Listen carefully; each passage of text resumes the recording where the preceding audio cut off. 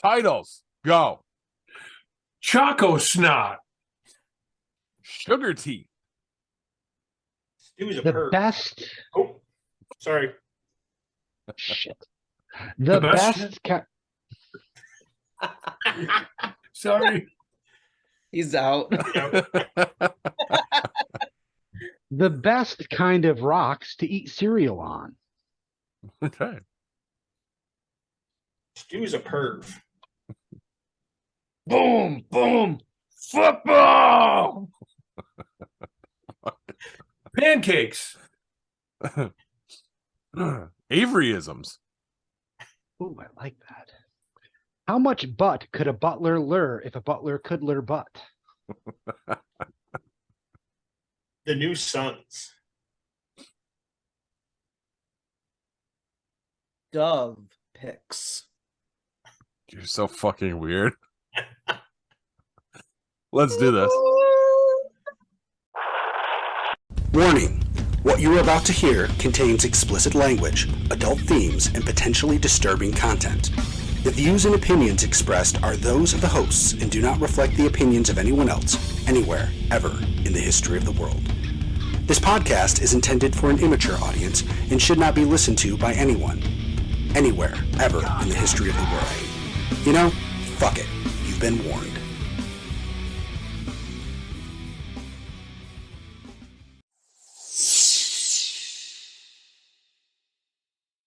Hello, welcome to this week's edition of Geek Pod. I'm your host, Paul. I'm Hugh. Corbs. I'm Cal. I'm Jack. Guys, what's got you geeked? Well, I got something interesting for you guys. It's been, crazy few weeks, rough on, everybody.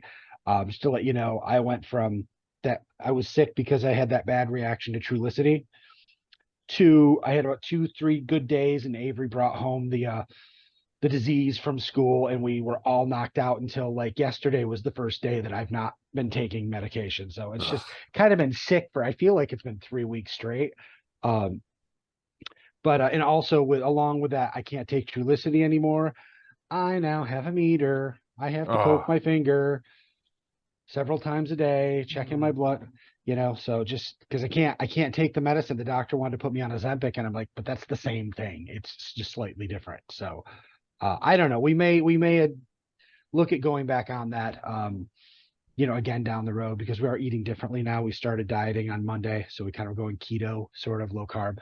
So I have like the low carb flu thing going on right now, the headache, and I feel like crap. So that's not got me geeked, but this all just lead to one other crazy thing that's been going on the past few weeks, and that's Avery's behavior. And she has just been off the fucking wall, absolutely insane in school. You guys know we were dealing with suspensions, fights, all sorts of crap. Well, I'm not going to get into all that, but Paul a while back asked me to start keeping track of the things she says, and that's what I decided to start doing. So maybe this is going to become a segment, but I don't know if we call it shit Avery says or shit Avery does, but I want to share a couple things with you that have happened in the past 3 weeks. Number one, we're driving in the car, and she just goes out of the blue, if you're a butler, I think you're supposed to lure butts. Makes sense, right? All right. Thing number two, she's taking a shower, and I had to use the bathroom, so I'm sitting on the toilet in the bathroom, shower curtains up. Happens all the time because she takes, hour and a half long showers and plays with Barbies and stuff. So she's in there, and she's like, "Hey, Daddy." I'm like, "What?" And then she sings to me. She goes, "Booty Daddy-o woman, eating Cheerios on a flat rock." She combined a couple of songs there and made up her own lyrics. I don't even know. I have though I quote that to her now often when she does something ridiculous. And finally, yesterday morning, I come downstairs. I get in front of my computer. Avery follows shortly after I wake her up, and she comes downstairs. She comes in the room. The lights are all off. I don't have my lamps on yet, and it looks like there's something coming out of her nose. And she walks up to me and she goes, and I'm like, what the fuck is going on? I'm trying to get her out of here to the bathroom where there's light, because my first thing I'm thinking is there's blood coming out of her nose, right? I get to the bathroom and I see it streaks of brown. She had stuck M&Ms up her nose, left them long enough for them to start melting and coming out of her mouth, or down toward her mouth, and then blew them out of her nose and ate them. Ah, I was just I think that I think I actually was like, what the fuck? That's baby shit. What is this? What is this? Oh, it's ChocoSnot. I ChocoSnot. just Yep. yeah, mind you, I've been awake Titles. for about 4 minutes at this point. So, that's what's been going on. Avery has been absolutely crazy. It's like, I want to play the Bam Margera song, what's she gonna do next? Whatever she wants, and probably something you wouldn't expect anyone ever would do. Wow. outstanding. Wow, dude. That's- Yeah. Wow. I'm so glad I don't have kids. Yeah, you are. right. Who wants to go next? I'll go. right. Mine's quick and easy. First of all, I'm just glad we're back. I'm just happy to be here. I'm happy we're all back together, and things have started to calm down a little bit. So I just had to say that.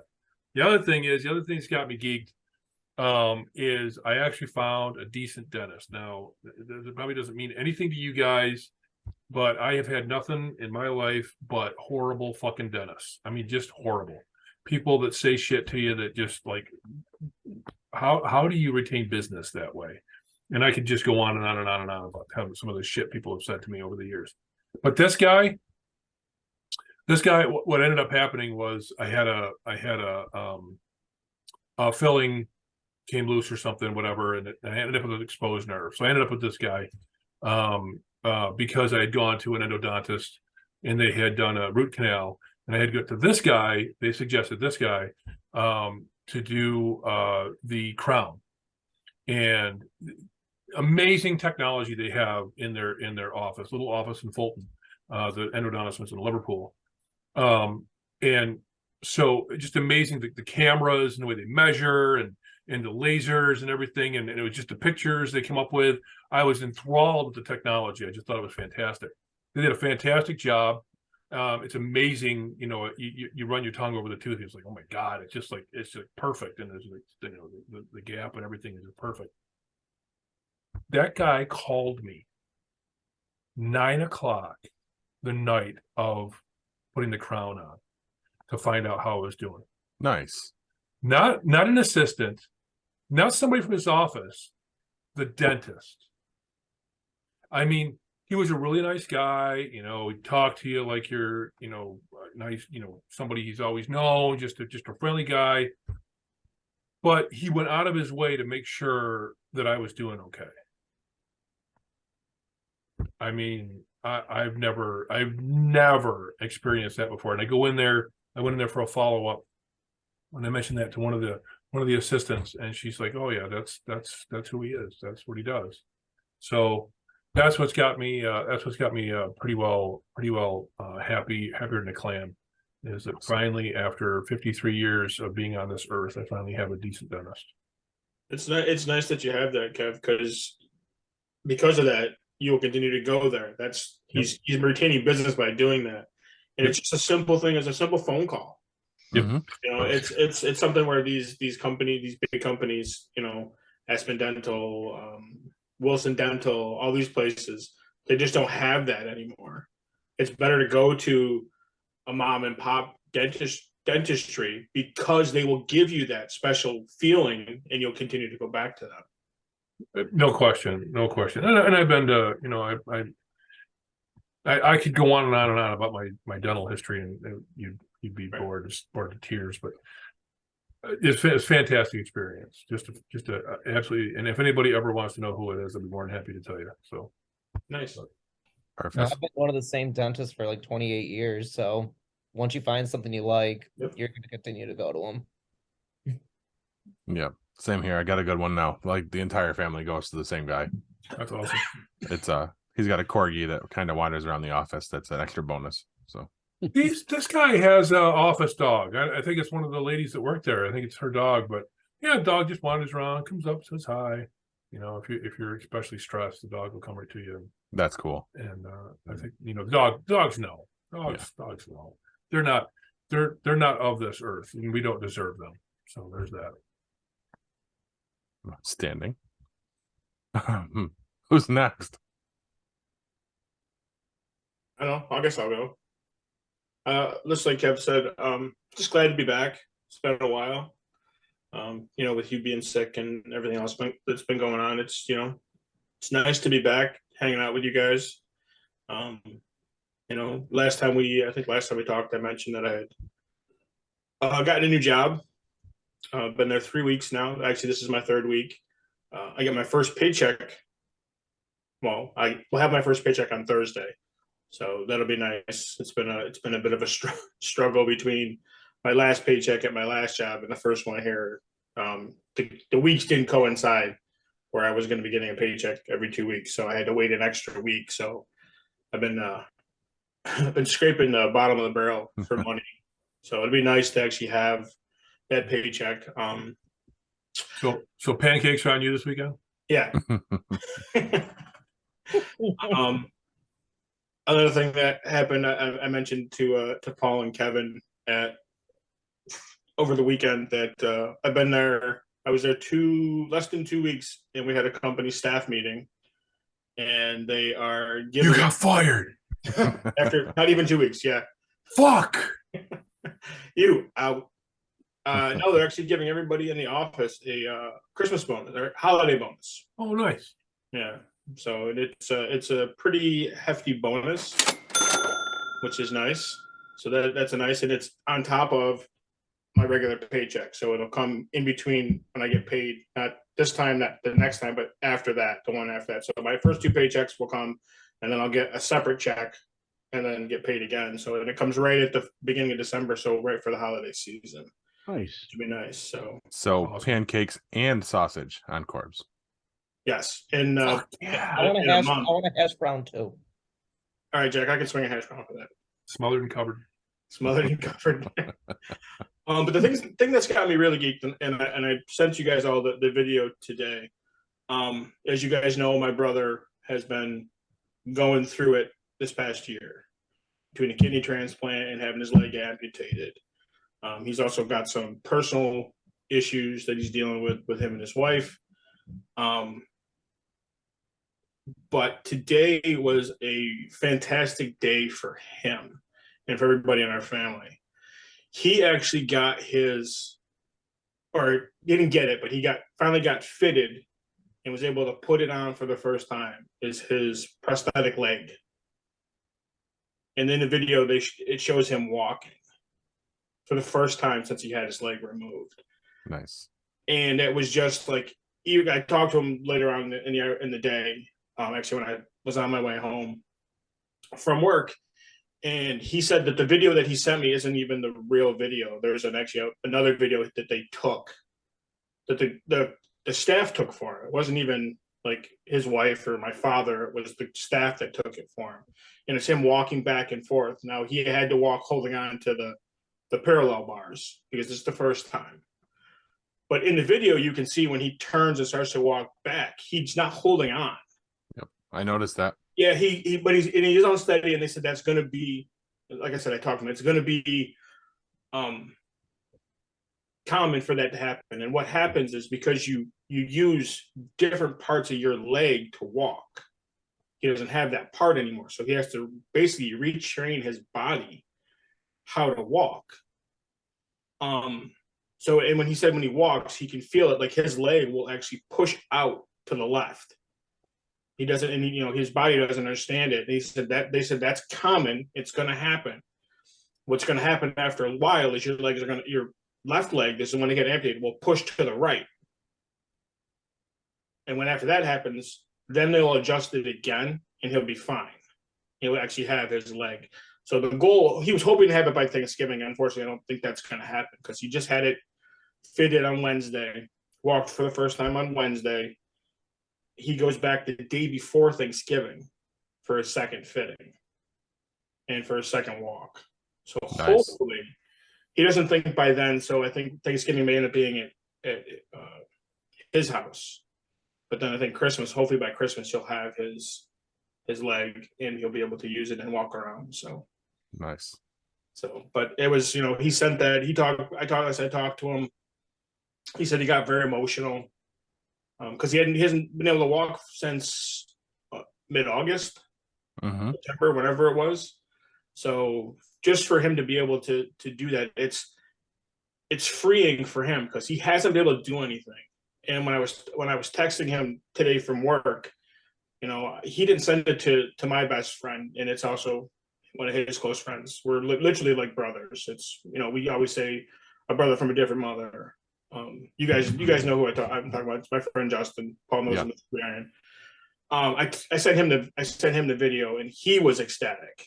And I told my brother I sent it to him. He said, "Well, I didn't want you to send it to him. It's fine that you did," because he wanted to be able to walk into his house and show him. See that for the first time, yeah. Right. So, but I said, even doing that, he's going to be ecstatic for you. Everybody's ecstatic for you. Yeah. The first time you walk into someplace, everybody's going to go ape shit.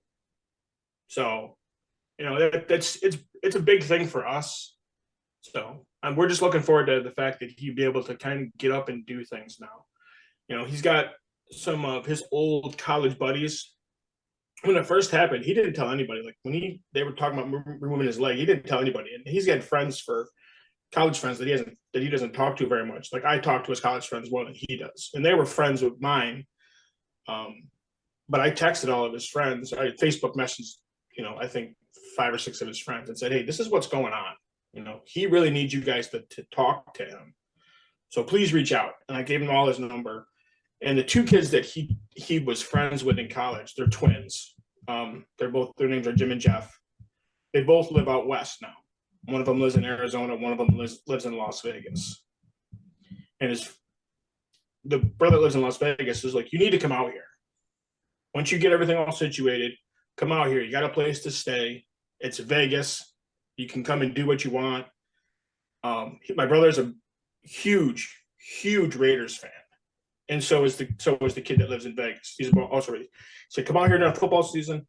I'll take you to the game." Nice. So I kept telling my brother, you gotta get out and do these things. You gotta go out and start doing some of these things. So now that he can actually walk and do these things, I hope to God he starts to do some more of these things. So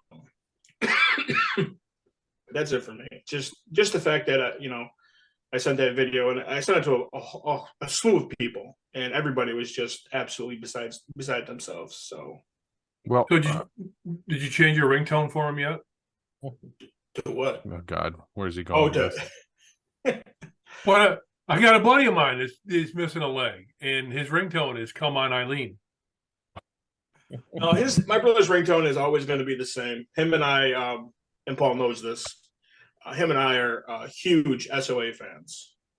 Huge. Like I got my brother started. Like my brother started watching it after I started watching it. But same thing. Like I did with Paul. I said, "Here, you got to watch this show." And he watched it, and he watched watching it in the first season, like a couple episodes after I did. And same thing. I mean, he loves it. So his ringtone is the Sons of Anarchy theme song. Nice. Yeah. Oh, Eileen. We don't catch that song. So you've been talking about the video. Yeah. Why don't we show everybody? Okay. All right. Yeah. Stick with us. Watch this.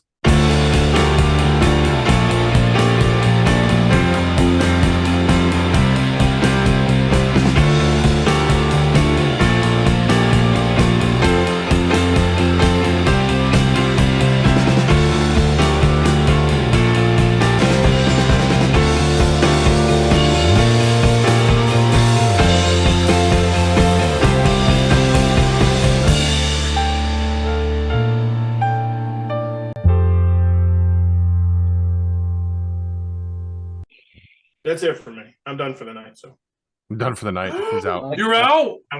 See you, Corbs. Jack, how about you? Like everyone's saying, it's good to be back, and I know we've all been going through a lot of things lately, so missed all of you. Except for you. Except for hopefully all have some things going on. Maybe I just don't disclose them. But no, couple weeks ago, it was kind of fun. I went down to Cooperstown with Emily. And have you guys ever done the Railroad Express, basically it's called? What? You go So to freaking Ommegang in Cooperstown? Of course, I like drinking. She doesn't like to drink. I've been to Ommegang like 5 or 6 times. But no, like this is pretty cool. It's a company that only has like 5 locations. One is in the Catskills, one's in Cooperstown, one's in like Boone, Indiana. One they're making one in Vegas, and there's one in Bakersfield, California. So it's either dual or quad. It's like bicycle style, and it's like you're on a railroad and you go like 12, 24 miles, and you just like paddle and like go like through the foliage, look at old railroads. It's pretty fun. It was really a good time for sure. And then you actually have to go like this in the air to like brake and all that stuff, and you like paddle with your feet. And it was weird though. There's 3 masters doing it. I don't know if this was just their character names. Breezy, Ezra, and Storm were their names. I'm like, okay, well, I'll take it. But you can't like paddle so fast because like they have people in front of you that are in charge of the whole thing, so you can't run up people off the road like bumper cars, which I was trying to. I was like, slow down. I'm like, I want to run them off. It was a lot of fun. But like we were the lead car in the beginning because you book it in advance and they actually put your nameplate on the tracks, which is pretty cool. So like right by your cart, which is really neat. So it was $99 for 2 people, but if you have a quad, it's like $175. So it is pretty expensive. But highly recommend it if you're ever down that area. Like I said, they're making a new one in Bakersfield, California. That was pretty cool. Yeah, that's pretty honestly what got me geeked. But it's like what Corbs was saying, he just started his new job, so congrats to that.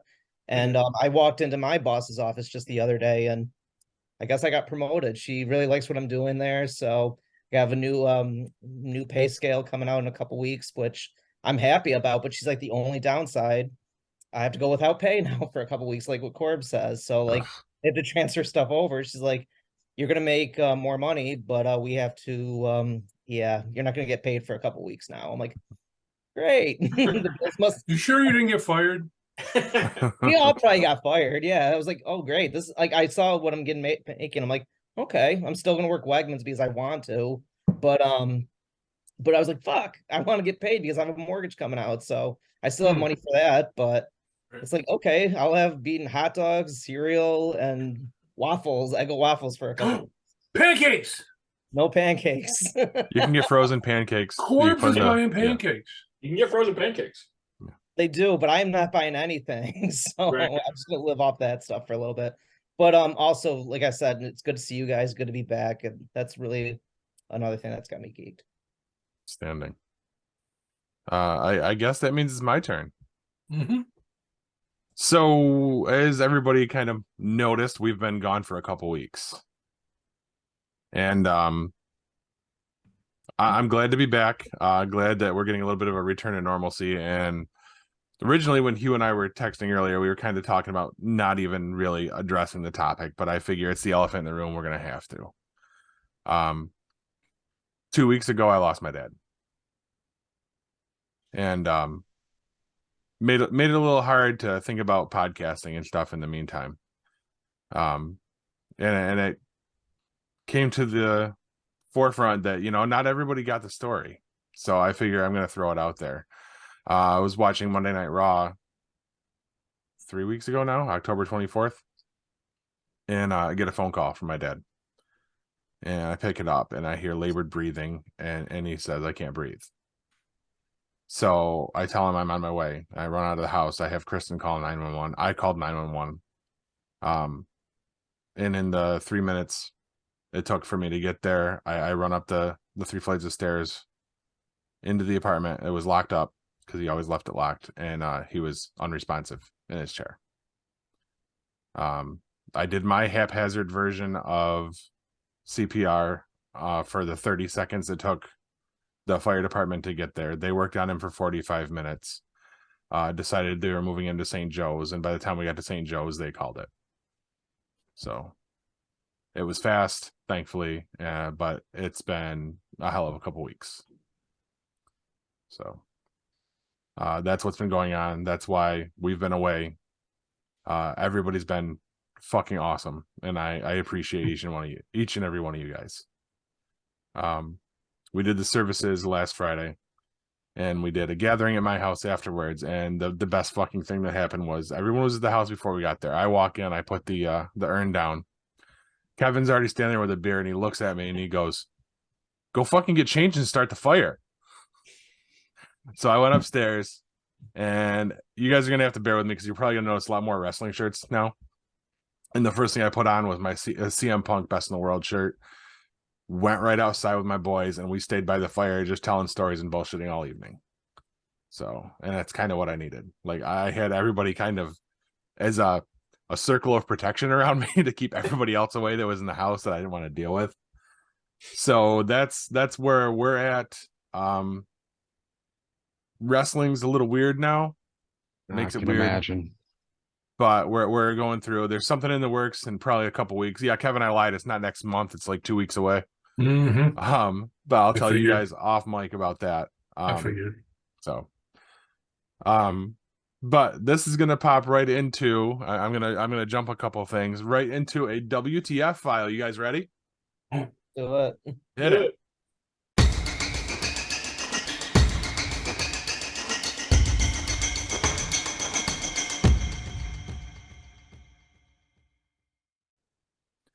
Okay, so at the services, Kylie, my youngest, she's something. Now, like I said, I picked out the urn. It's a really cool urn for all you guys. All saw it. Yeah. We thought it was really classy, actually. Yes, it's got a clock in it. I didn't see it. Regular clock. Who just said that? What? My son. Okay, What did he say? I didn't see it. So anyway, it was about 3/4 of the way through. One of you guys might even have stand there talking to me when she came up, but Kylie comes up to me and goes, "Dad, is Papa's clock working?" I'm like, yeah, it works. Oh, okay. It's the right time? Yeah, Kylie. So it's not set for the time he died? I said, what the fuck is wrong with you? Fuck. Oh, Yeah. that's Yeah. Kids, what are you gonna do? She was full of them. She had just the weirdest shit to say through the whole thing. I can see her asking that question though. She'd just be just as serious as. Yes. I mean, she wasn't even joking. She did. Yep. She wouldn't know better. No. And to their credit, the kids have taken it really well. They didn't miss a day of school. That next day, Kylie even still attended a birthday party. And we said to her, we were like, do you can stay home from school. You don't have to do this stuff. And she said, and it was probably one of the most mature things I've heard, because it's not even something I would have thought of. She said, why would I want to just sit home and be sad when I can stay busy? So that's Smart kid. That's a very smart kid. Smart kid, yeah. Yes. So that will probably be the end of what we'll discuss about it. But I figured we did have to touch upon it, even though that most of our audience actually was at the services, so everybody knew anyway. Most? You mean all? Yes, all of I'll probably. do. So let's not keep this down and dreary. Guys, is anybody playing anything? No. I'm still playing my go Steam ahead. Deck. I Sorry, figured. except, what I would have said if we had recorded the previous week, I would have said that I bricked it again. Oh, because I Jesus, did. no. But with a different, trying to plug in something different with a different adapter, and it did the same exact thing. And I was like, motherfucker. It took about 2 days to sit there being pissed off about it. And then I opened it up, disconnected the battery, plugged it in with the battery not connected, because I learned that this comes from it getting a weird power save state. Was able to get it to turn on, go into the settings, set it to shipping mode, which is where they put it in when it ships, like a low battery safety mode, and then hook it all back up, and it came back to life. I got it hooked back up. Nice. But yeah, I was at a point, I was like all happy and like, this is great, I have it back, and then it fucking happened again. But it's all good now. Nice. Nice. Anybody else? The only thing is, I'm still fucking around with Settlers Online, and it's their Halloween event. It's You almost gotta get over. your candy and your pumpkins now? 4 days, 7 hours left. It's all pumpkins. It's you got pumpkin patches that create pumpkins. Your explorers go out and find pumpkins, and you use the pumpkins to buy stuff you can't normally buy. So that's Perfect. all it is. All right. Negative. I was No, gonna say if no the comment. Twins don't have anything down there. I finally got Gotham Knights. I think I touched on it on the last episode. Was planning to talk about it more on our Halloween Spooktacular that never happened this year. But finally got into that. I played it a little bit. And Hugh, you're gonna hear the same thing I told you when we were texting. It's a gorgeous game. The graphics are pretty awesome. Playing on PS5, obviously. The controls are easy and the progression seems intuitive, and I'm looking forward into diving deeper into it. And yes, Jack, I'm using Nightwing.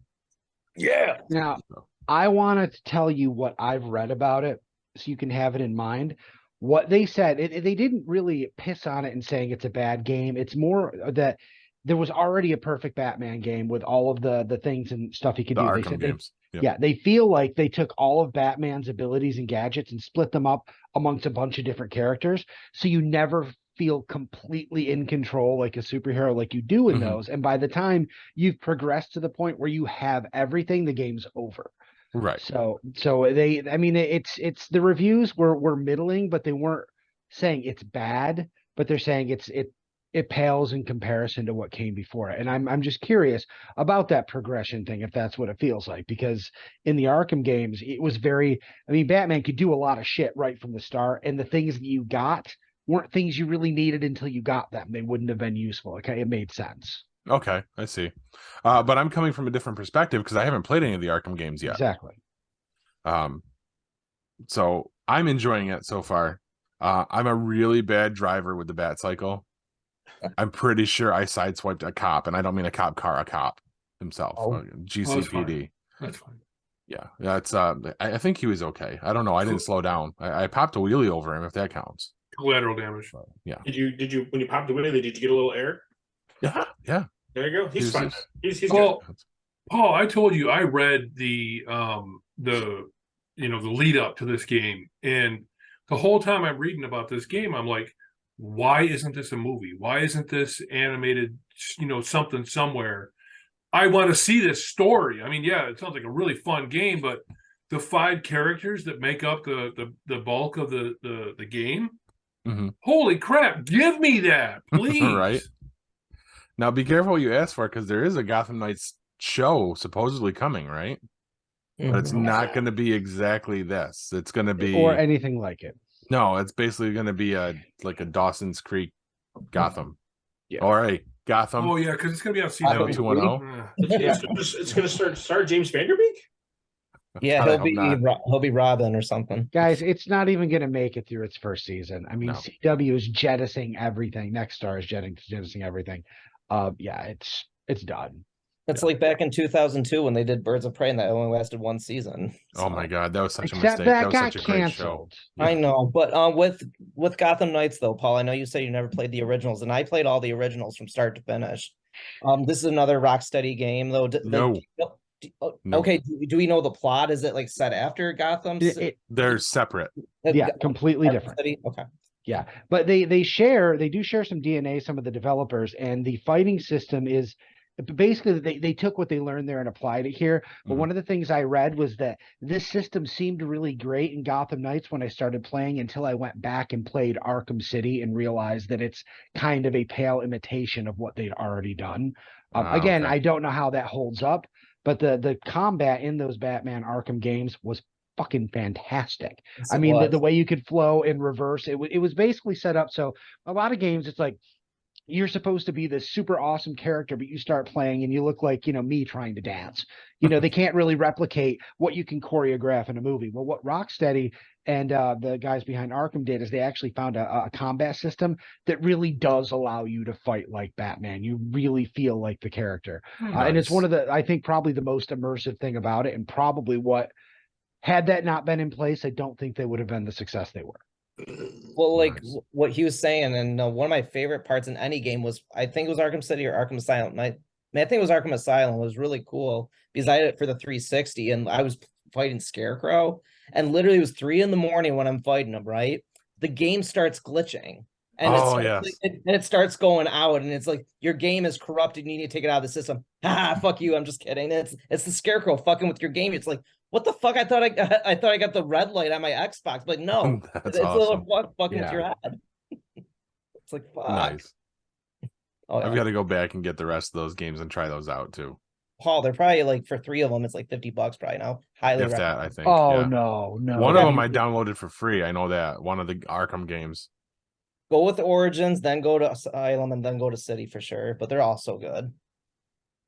I heard Origins is the weakest of the series. Well, you know, it's only the weakest of the series if you play it when it came out, because it was the third one to come out. Right. But it was a prequel, and that's why it seems weak. I Okay. played them in chronological order, so I played Origins first and had 0 issues with it. Okay. And it made sense too, because shit, I just spilled something.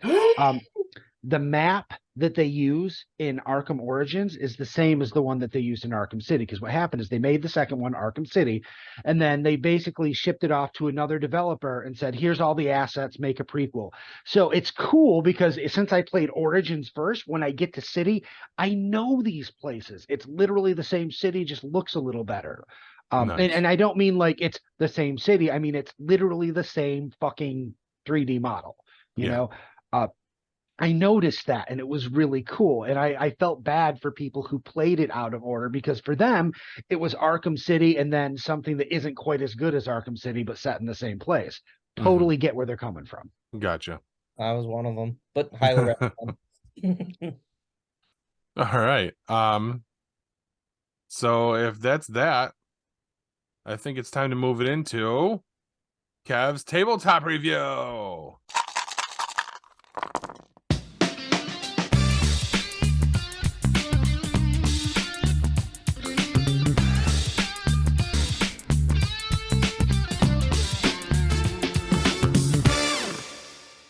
Do you know my son bought me an alarm clock that swears at me instead of that annoying beep? Yeah. That's a rude awakening. It'll be there. Okay, so today's tabletop game is a card game called Anomia. I'm going to read you a little bit about what it says on BoardGameGeek.com.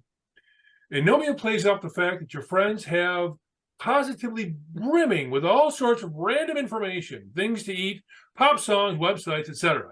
Sure, under normal circumstances, it's easy to give an example of frozen food or dog breed, but you'll find that your brain works a little bit differently under pressure. The way Anomia works is you have 2 different decks of cards. You pick either the red or the blue deck. There's the blue deck here in the case. And you play with that hand. Now, you play with that deck, and you shuffle the cards, and you split the card deck, and you have somebody in the group split the card deck, and then you deal the first, or you don't deal. The players take a card all the way around the table until something happens, and what that something is kind of looks like this. So you'll see that there's different symbols, right? And this one says holiday. This one says 3-letter word. What we're looking for is a symbol match. If when the symbols match, a duel happens. So here's a type of music. And the next card here is an animal. Notice all different symbols, right? And then what happens here? Currency. And now we have matching symbols. And these 2 people would now duel. So this person here must think of a currency, USD, Canadian, Euro, etc., while this person here must think of a type of music, rock and roll, country, rap, etc. Whoever says that thing first, so if this person says rock and roll, then this person would take this card and that would become their point, right? If I were to say US dollar, then I would get this as my point. Okay, you understand how that works. The next way this game becomes very interesting is if a wild card is drawn. Now, when a wild card is drawn, you have not only the symbols that are up in front of the different players, but you now have a combination here. So if I match a little purple squiggly, I have to duel this fellow. If I get a circle and this person gets a diamond, I must then duel that person. So let's continue the play. Oh, there's a yellow diamond. It's almost like this was planned out. And there's a circle. Now, these are the wild match here. These now must duel. This person must think of a Spanish word, hola, baño, etc. And this person must think of a street, Main Street, Church Street. We actually used some other examples that I won't go into when we played the game. Trust me when I say, as simple as this looks, when you are fighting each other, it is not that easy. You think it's easy to think of an animal: cat, dog, mouse, squirrel, water buffalo. But when you are pressed into action, it becomes very, very difficult. So this game, Anomia, it has multiple versions that have come out. I want to go through a couple of the different versions that have come out. Hold on a second. I want to see Anomia Bible Edition. Party Edition, X, Kids Edition. Now, the other interesting thing is Anomia actually means something, and I'd have to read the. Hold on, let me just look at the definition. I should have been. It has to do with. Anomia is a form of aphasia in which the patient is unable to recall the names of everyday objects. How perfect. A perfect name for a perfect game. What a great fun time to play. And we played it with 4 players. We played it with 6 players. I played it with 8 players. I've had a great time with this every single time we've played it. And it's just been absolutely fantastic. The one thing I want to tell you, the red cards are easier than the blue cards. The blue cards have topics that are just a bit more difficult. And what those are, you're just going to have to find out for yourself. Find yourself a deck of Anomia, or 2 decks, rather. 2 decks, don't forget, there's 2 decks in a box. And get some friends together and play this game. You will not regret it. I agree. I have a question, Kevin. Yeah. 2 questions, actually. One, can you mix the red and blue cards? Do they, Sure. or is it, okay. And Sure. the other question is, as you've played it multiple times, do you find yourself having a Spanish word kind of on lock in your head? Like you always go back to that one, or does it not work like that? That is a great question. That is a great question. And let me just walk you through a little bit of how you can strategically play this game and how that may or may not work for you. All right, so let's get rid of those cards. So I'm this player here. I'm this player right here, the blue hash mark. And I see what these other things are. And I think cat, Christmas, and cat. Okay, so cat works for 2 of them and Christmas works for this one. So this person plays their junk food and they have to battle, but I'm waiting, right? I'm waiting for my opportunity. And as soon as you deal that card and it comes up, well, these people now have to battle. Now I have my card. It's my turn, right? I'm gonna flip this card up. I'm gonna think of a Sears department store, or Trump the business mogul, or Lay's potato chips, right? I got that in my head before I flip this card. And I'm going to be careful about flipping this card so that I don't see it myself first, which is cheating, that we all see it at the same time. And even when I flip that, I'm going to go, and this person's going to go, Roman Catholic, and I'm going to go, fuck. It doesn't matter how often you play this game. It doesn't matter if you absolutely have an answer for every single card on the table. You will fuck it up because that's Anomia. Yeah, that's true. And the other thing is so if, as you can see, there's the 3 asterisks or whatever stars or whatever you call them. So if the person says Roman Catholic, and they take it, the other two, the business mogul and the department store, still have to battle. Still can fight. Yes, Yeah. yes, Oh. yes. Every time you win a card, that card that you have underneath it comes up. If that symbol matches another symbol on the table, those two people have to battle. So you always have to be paying attention. Yes, yes. So you have to pay attention, you have to be ready, and you're gonna fuck it up. Yes. And that's why the game is fun. You think you're ready, you think you're prepared. It doesn't matter. It doesn't matter. And if you're drinking, it's even better. How much is it, Kev? Let's see. What does Worth it. Because I want it. I want that game. So $15, probably brand new, and I think you can probably get it for a little less than that. There's some other versions of it out there that you can get. I know it's at Play the Game in the mall, and you can probably find it other places. This was a gift to my wife from her friends that she works with. She got it for her birthday, and we've played it several times. We played it with her friends. We played it with I played with Paul and Corbs, and we've just had the greatest time with it.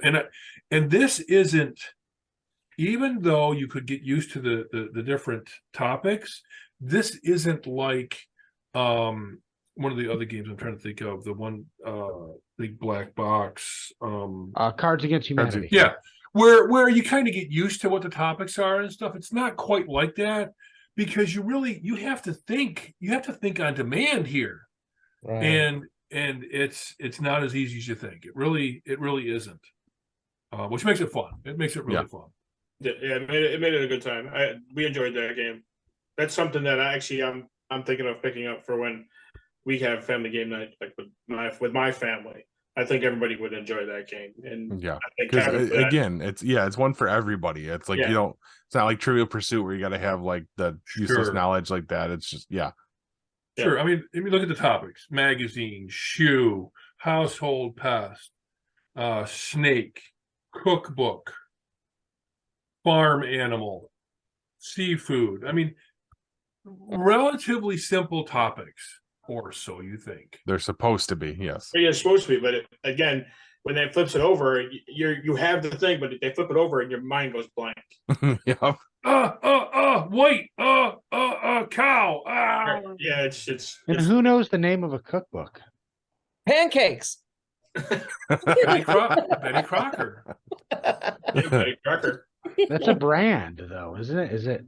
Well, we actually have a Betty Crocker cookbook. Does it Yes, have I another name? Is it like Betty Crocker something cookbook? Like Christmas favorites or something like Yeah. that. I don't know. I actually don't know that. But, and here's the thing.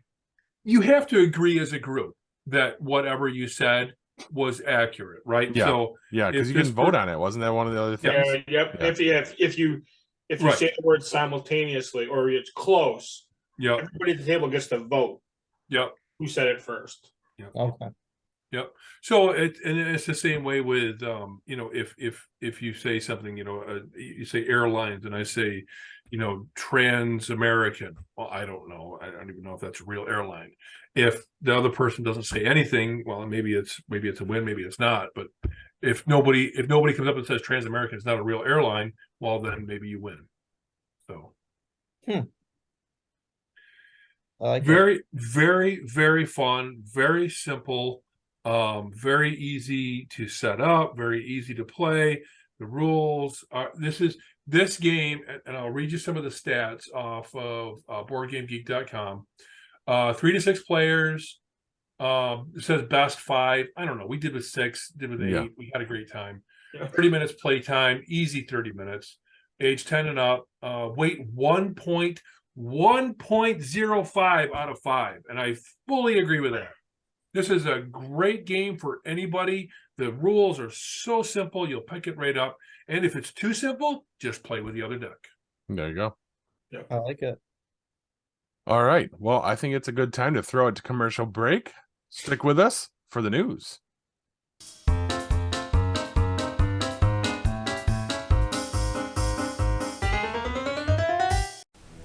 Looking for the hottest new comic on the shelf or a keyback issue to complete your run? How about that rare statue or action figure that you've scoured the internet looking for? Come to Collectibles Galore, located in North Syracuse with ample off-street parking. Collectibles Galore has a huge selection of comics, toys, and rare pop culture items you won't find anywhere else. Comics Galore is always buying comics and toys and will give you the fairest price for your collection. New customers get 15% off their first purchase in store. Collectibles Galore for all of your pop culture needs. Stop in and see for yourself why Collectibles Galore is the king of comics.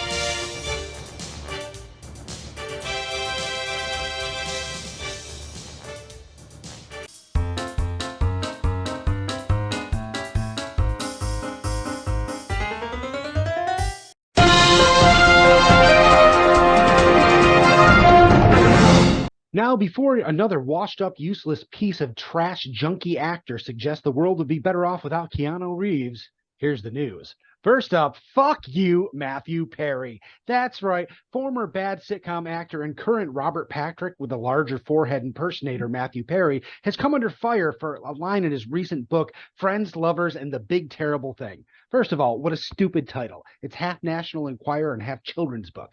Anyway, in the book he said, why is it that original thinkers like River Phoenix and Heath Ledger die, but Keanu Reeves still walks among us? What the actual fuck, Chandler? One of the few shining beacons in Hollywood that don't have substance abuse issues, haven't beaten their partners or gotten divorced or caught cheating. Are you this jealous before your agent pours you into that suit that's a bit too small for your neck? Oh, he has since apologized, but fuck him. I don't care what he has to say. I already gave less than a corn-peppered shit about him anyway. Next up, How We Suck as a Society Part 2. Remember when I talked about Netflix Monster, the Jeffrey Dahmer story? About how families were reliving their trauma and speaking out, but it didn't seem to matter because it was their top-rated show? Well, it gets worse. It was announced this week that 2 Ryan Murphy shows are getting picked up for further seasons by Netflix. Monster was renewed for 2 seasons, and Watcher was renewed for 1. Now, with Monster, they're apparently going to focus on other notorious figures. That makes sense. So while this is a barometer for what awful human beings we are, the Watcher thing confuses me. This is based on a real-life story that has no conclusion. There's no answer. Publicly, we know they never found out who it was.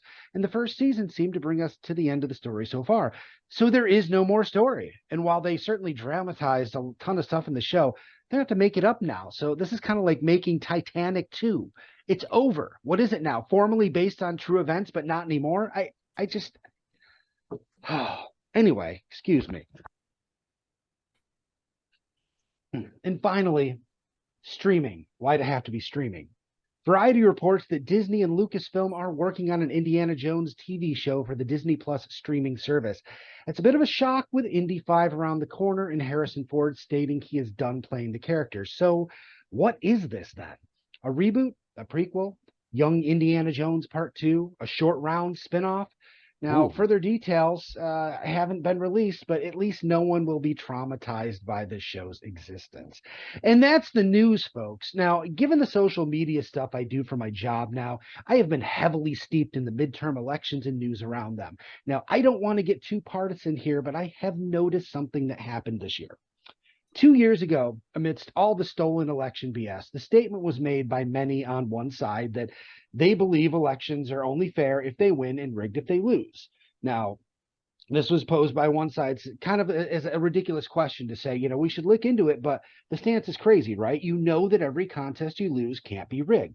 That's not statistically possible. And Democrats are pretty much useless at working together at anything at all anyway, so it wouldn't be possible. Now, some like myself have assumed the idea was put out there to rile people up and stoke the fires of discontent and discourse. Well, this past week, those same folks who made the statement responded to our question. And the answer was a resounding, of course, we actually literally believe that is happening everywhere all at once.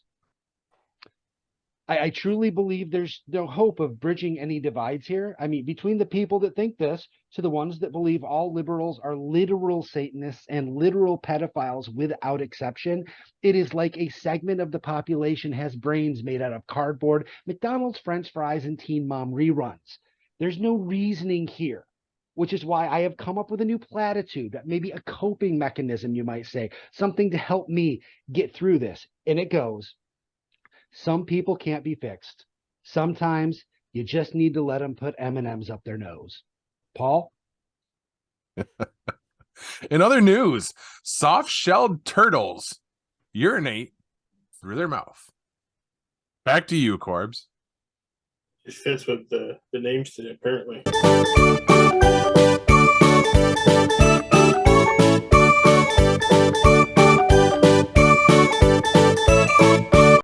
So,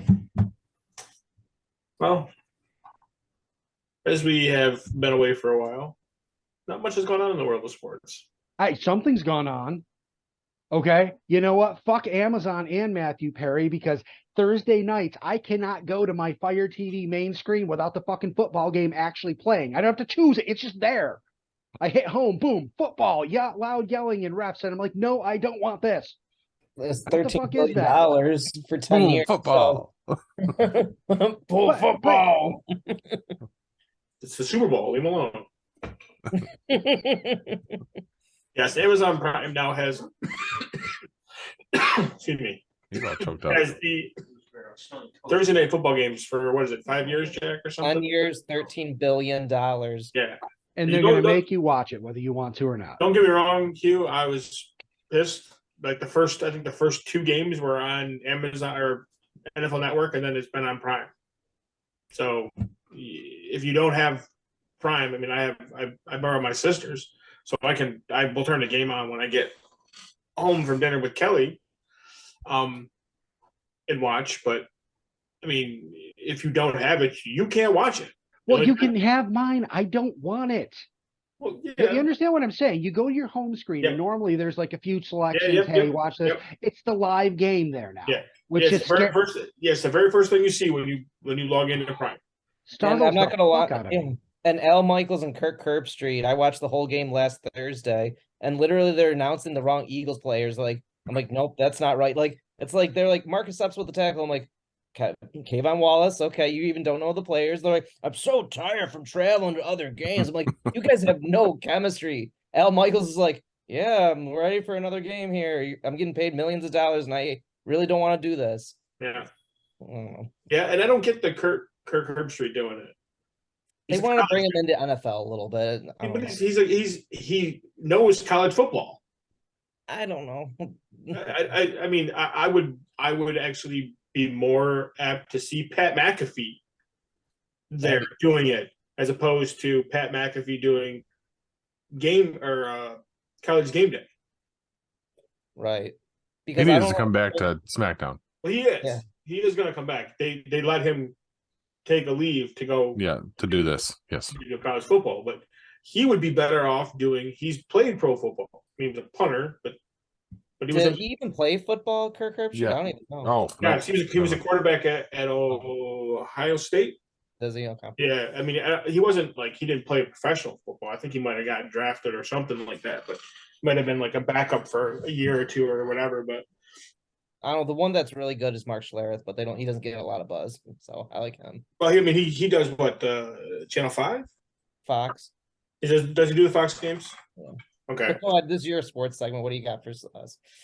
I was just like I said, I mean, the World Series concluded, which was, I mean, it was okay.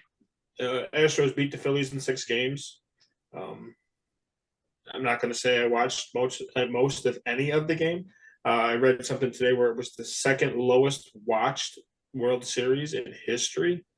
Oh, So, I mean, I think I maybe watched 2 or 3 innings out of 6 games. I literally watched one pitch out in game, I think it was game 2. You know why it was the least watched, don't you? Because nobody gives a shit.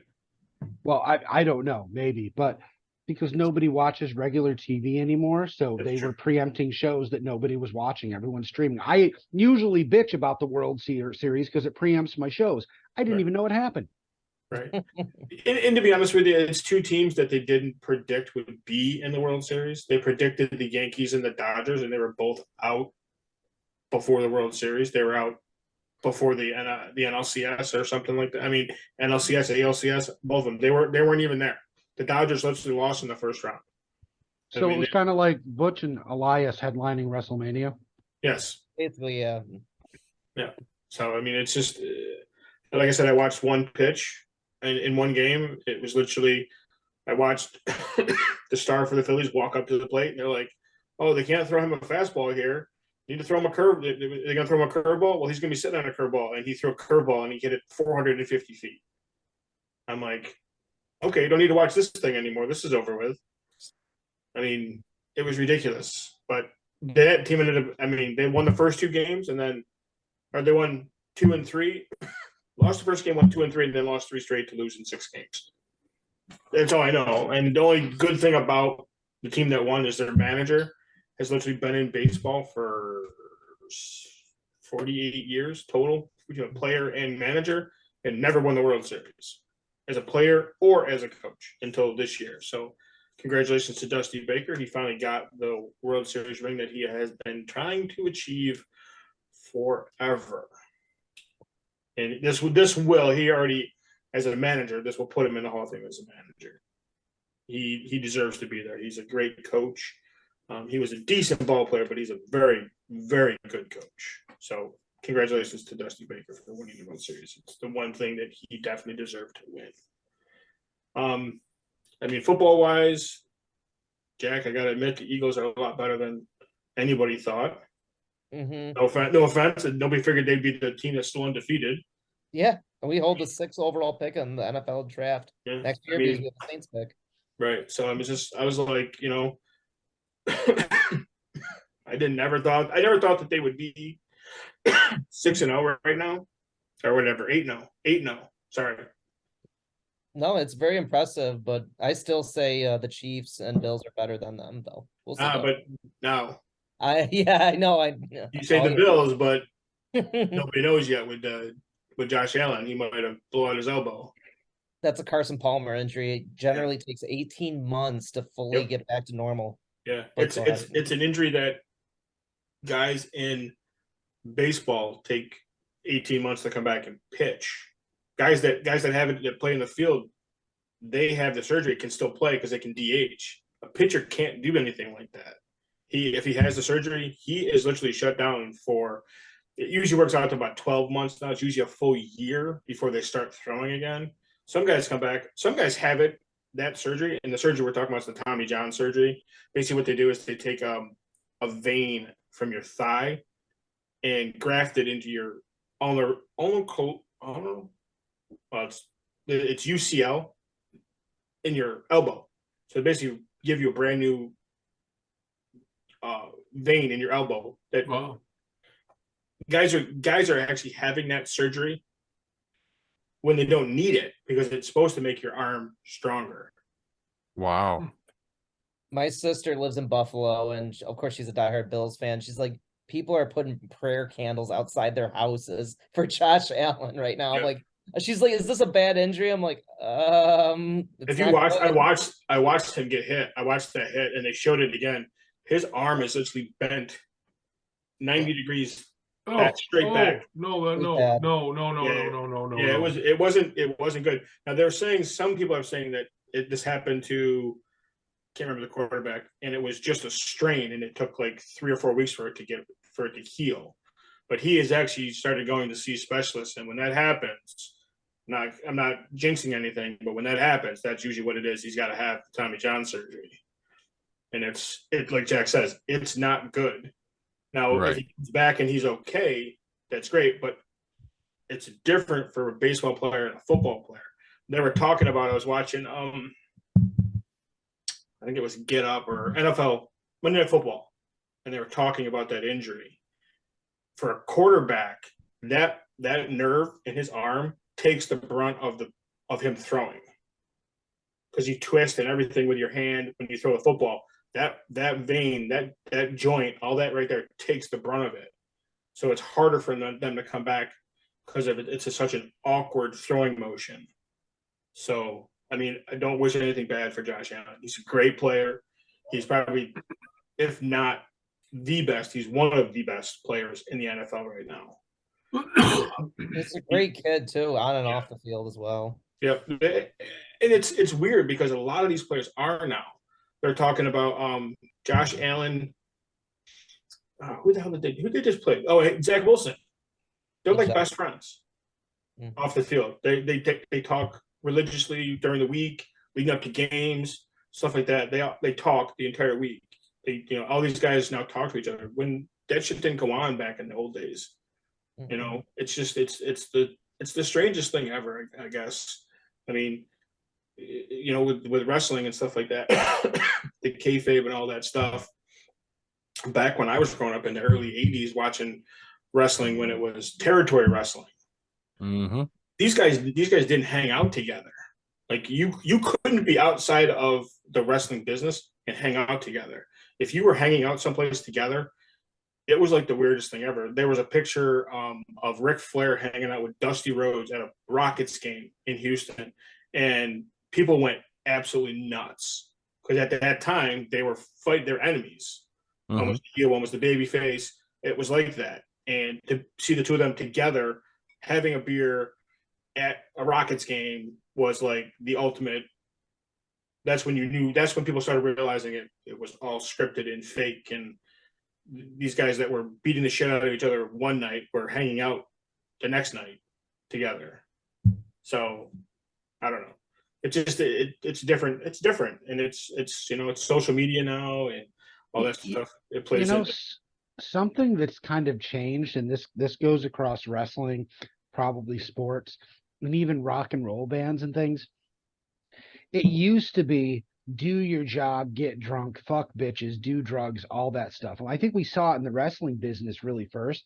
Cleaned up. These guys are for the most part now, they're all clean. They're worried about their health. They're behaving properly. They're not getting in trouble. And if that's happening in the NFL now, you're going to see a lot more people be friendly as well, because they're in their right minds, Yeah, I think you're right. It does go back to that. It goes back to the clean living, the knowing about stuff like CTE and the toll it takes on your body to be a wrestler, to be an athlete in general. Yeah. It goes back to all of that. And I think you're right. You're seeing guys in the NFL retire a lot earlier than they have been. Guys are retiring earlier because of concussions now. Where before it was, you got a concussion, I'll go back out there, you're fine. Yep. It now the Dolphins though, right? Yeah, exactly. I went back to Tua when he got hurt. I mean, it was pretty bad. I mean, I didn't see it, but they showed it. I mean, and he was laying on the ground and his hand was all like curled up, and he was down for a good 5 or 10 minutes, and they had to stretch him out. Before, I mean, that would have never happened. But now guys take a hit a certain way or hit the ground a certain way. They're ready from the box. He needs to come out and be checked out. A lot of times guys don't even go back in the game. So to Jack's point about the draft, the draft is now going to become a lot more significant because you're going to need guys that can play backup. The backups are going to need to be able to play well because they're going to be thrust into playing a lot more. So that's why you need a capable backup. Like the Bills have Case Keenum. He went to the NFC Championship game a couple years ago. So you need to have a capable backup because like you're like, oh, I got Josh Allen or I got Patrick Mahomes. Like, who's your backup? Because like if you go down with one hit, that could be your whole season and all that. I'm not a doctor, but I say Josh Allen will probably be out like maybe 5 weeks. I don't know. It's gonna be a little bit. It's not gonna be. It won't be season ending. He'll want to play on Sunday, but play for a couple weeks. I say. I would assume he's probably out at least this week. At least this week, he'll probably be out because if he's going to see specialists, he's not practicing. So he's going to be out at least this week, and I think you're right. It probably this week and next week, and I think they have I don't know if they've already had their bye, Jack, or if their bye is coming up. I don't know that. I think if their bye is coming up, I mean that'll work out. It worked out good for Dak. They already had their bye. Did they? Yeah. But it worked out good for Dak when Dak got hurt and he came back. They were able to.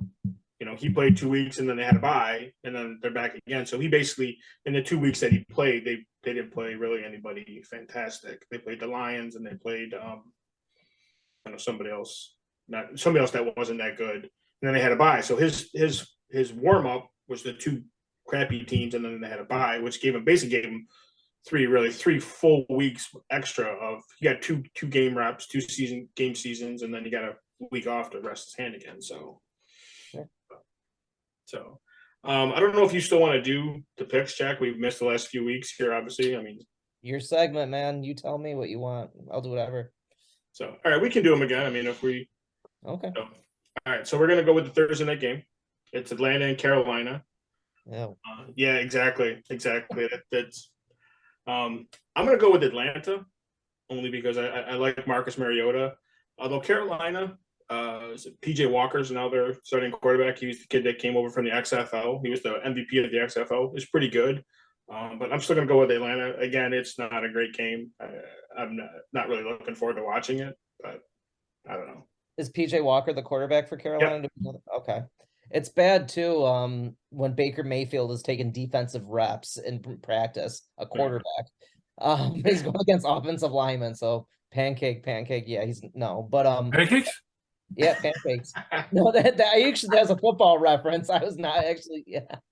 No, but Marcus Mariota, soft spot for me as well. Drake London, Atlanta Falcons will beat the Carolina Panthers. I agree with you. All right. I did pick. I'm going with Minnesota and Buffalo. I did pick the Buffalo game because of Josh Allen. And Minnesota's not a bad team this year. So this game all comes down to if Josh Allen plays. If he plays, I got Buffalo. If he doesn't, which I don't think he's going to, so I'm gonna pick Minnesota over Buffalo. I just think without Josh Allen, they're not the same team. Right. So do you want me to do my Kirk Cousins dance going like this? So like on Monday night, there's a guy named Adam Schefter. Corbs knows where I'm going with this. The guy literally took his shirt off. He's a middle-aged man. And he's like on Monday Night Football going like this Kirk Cousins dance. Kirk Cousins wore like all these medallions. He was the Vikings quarterback on a plane, and it's getting all this TikTok buzz. And this NFL analyst is coming on TV wearing a fake necklace trying to improv this quarterback. He's going like this on network TV. All the analysts, they're like, what the fuck is this guy doing? And then no, but I will definitely take Minnesota to win a close game because, like you said, Josh Allen's not playing this week. Right. Next game is the Colts and the Raiders. Colts fired Frank Reich this week. Raiders couldn't hit water if they fell out of a boat. The Colts are not using Matt Ryan. They've gone to their backup.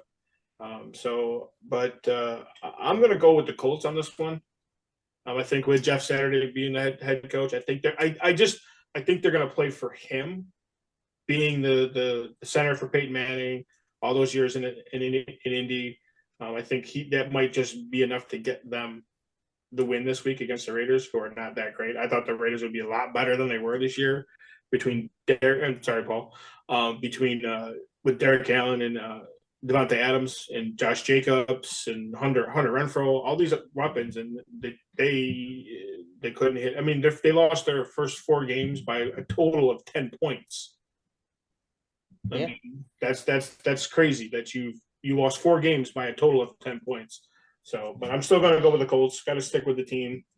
So, did you say Derek Allen or Derek Carr? I wasn't sure what you said. Whatever. I probably said Derek Allen.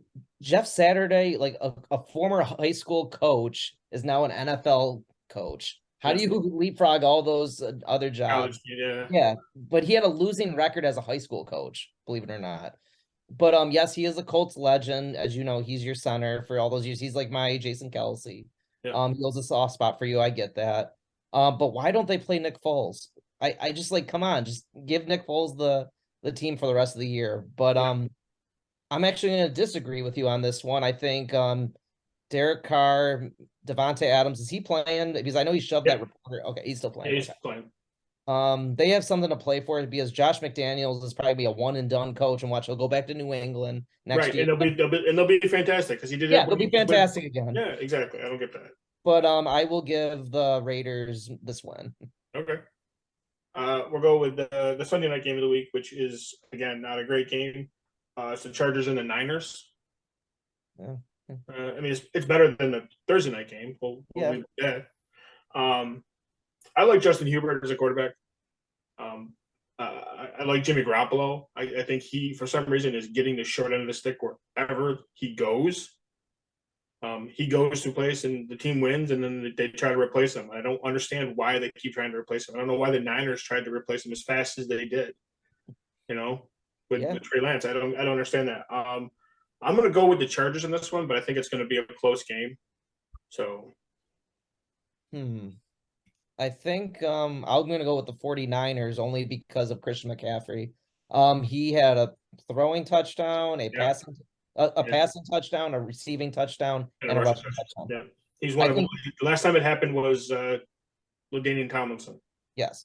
I think he's going to catch lightning in a bottle using one of your references, and they're going to beat the Chargers this weekend because, like, you got Jimmy Garoppolo, which you said does not need to replace, George Kittle as a tight end, Deebo Samuel, and Christian McCaffrey.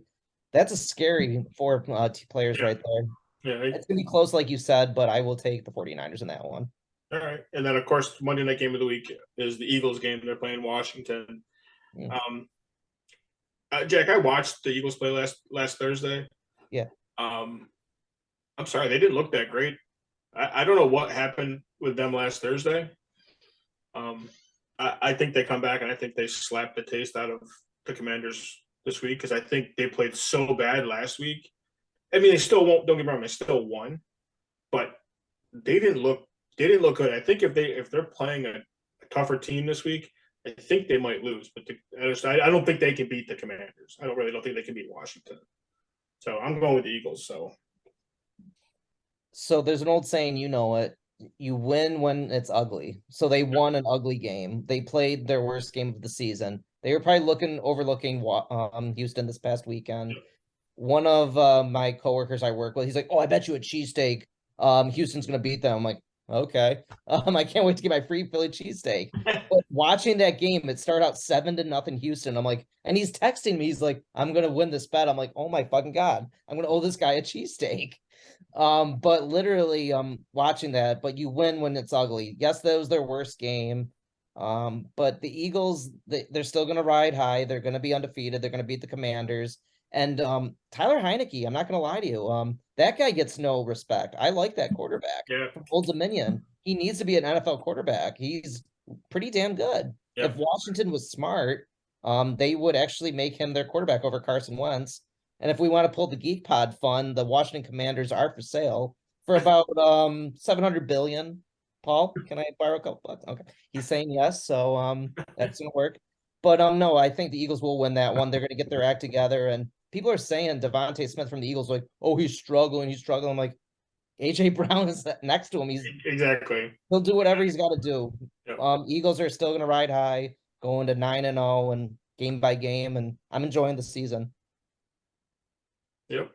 So that's what I got for you. All right. What's our total? Are you winning? Right? I think you're. Yeah, I'm winning. By.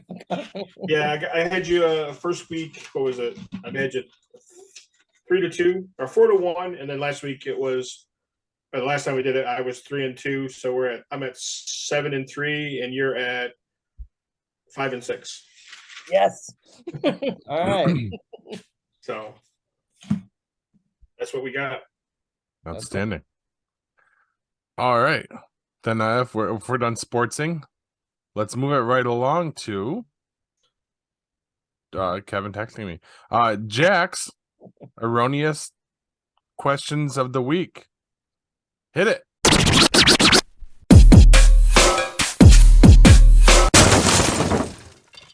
All right. So I saved these questions from a couple weeks ago, and I was like, they're too good. I can't pass them up.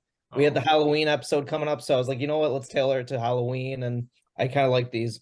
So everybody gets one guess, remember. In what country do people hide knives in their shoes on Halloween? So they hide knives in their shoes on Halloween. Detroit. Yeah, no, not Detroit. What country? Norway. No. Dubai. Nope.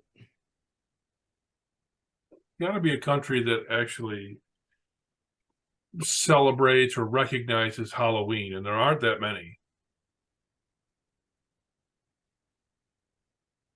Corbs, are you frozen or are you thinking deep? And he's yeah. Paul, what do you got?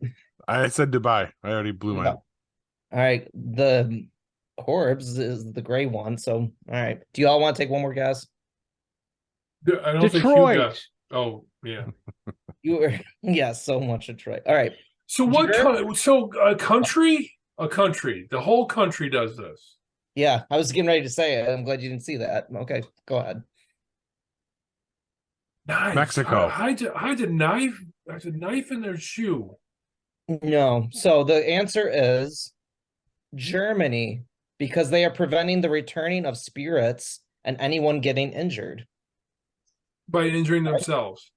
I don't know. That's what. All Is right. it like this a one- boot knife, or is it something you step on? I don't know. I didn't. I don't know. more I depth. don't. All right. I don't like it. I don't like All it. right. Here's a good one actually, because Okay. everybody's favorite Halloween candy, candy corn. Yeah. What was the? I know. What was the original name for candy corn?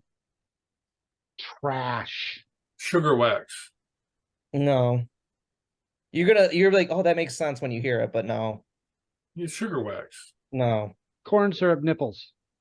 no. What about you, Gray Corbs? Sugar teeth. Street No, street cones. no. Think of candy corn. I am. I know, but They no, look like street cones. no. I don't know. All right, you ready?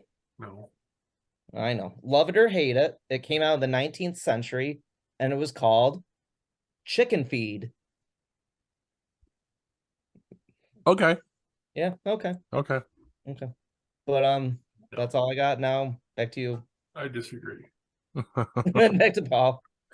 All right. So that means it's time for me to throw out the weekly topic. So this week's weekly topic, again, because, we missed all of the Halloween goodness, so we're trying to catch up with that. You get invited to a costume party last minute. Literally, you get invited and you're going that night, okay? What do you pull together as your costume for that party? Okay? And the boys will answer when we come back. Stick with us.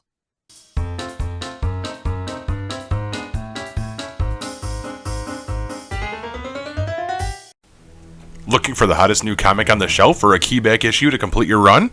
How about that rare statue or action figure that you've scoured the internet looking for? Come to Collectibles Galore, located in North Syracuse with ample off-street parking. Collectibles Galore has a huge selection of comics, toys, and rare pop culture items you won't find anywhere else. Comics Galore is always buying comics and toys and will give you the fairest price for your collection. New customers get 15% off their first purchase in store. Collectibles Galore for all of your pop culture needs. Stop in and see for yourself why Collectibles Galore is the king of comics.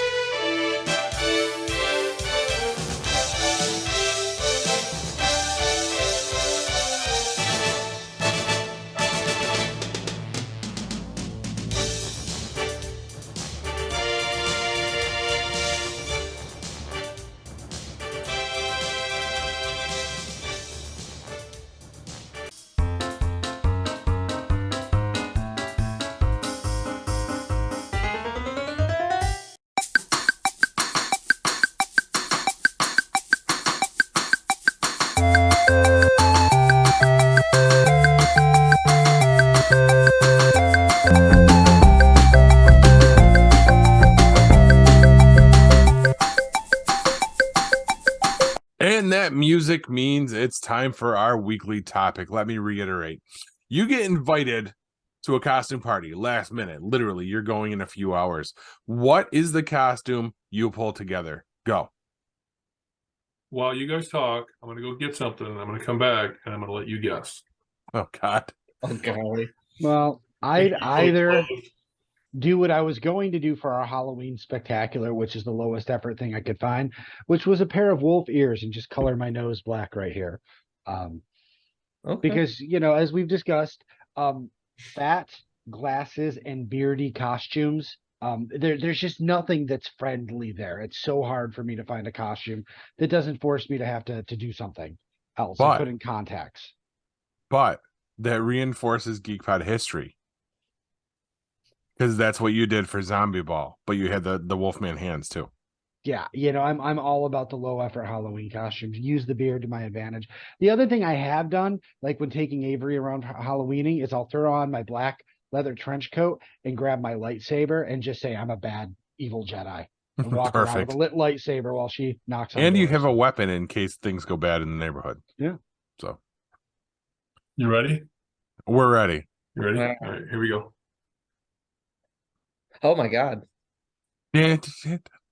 Sorry, I can't do the music. Oh, Yeah. Good enough? there you Yup. go. Jesus Christ. Magnum. See, you missed the Halloween episode last year, Jack.